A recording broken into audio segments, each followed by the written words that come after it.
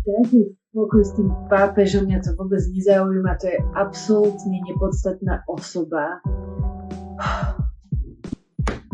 Možno si toto povedal aj ty a dovoľ, aby som ti teraz povedala, prečo sa mýliš a prečo pápež naozaj nie je nepodstatná osoba. Pápež je viditeľným znakom jednoty miliardy katolíkov po celom svete.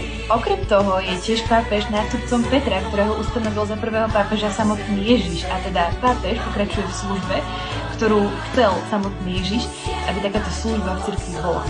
Dôležitou úlohou pápeža je, že je akýmsi strážcom pravdy a teda chráni cirkev od toho, aby bola plná nejakých zmätkov a blúdov a aby vždy jasne smerovala na Boha a vo všetkých pravdách, ktoré boli cirkvi zjavené. Pápež je tiež morálnou autoritou, či chcete, či nechcete, počúva ho celý svet a je takým hlasom svedomia. Môžete s ním súhlasiť, nemusíte s ním súhlasiť, ale jeho hlas v tomto svete je veľmi dôležitý.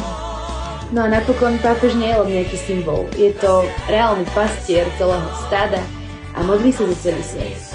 Myslím, že najlepším dôkazom, že pápež je dôležitou osobou pre celý svet, nielen pre nás katolíkov, sú samotní pápeži ako pápež František alebo pápež svätý Ján Pavol II a mnohí iní, ktorí dokázali osloviť aj neveriacich ľudí, boli dôležitým hlasom v tomto svete, ktorý vieme, aký je aktuálne rozvrátený, dokážu prinášať pokoj, dokážu prinášať zjednotenie, dokážu prinášať nádej.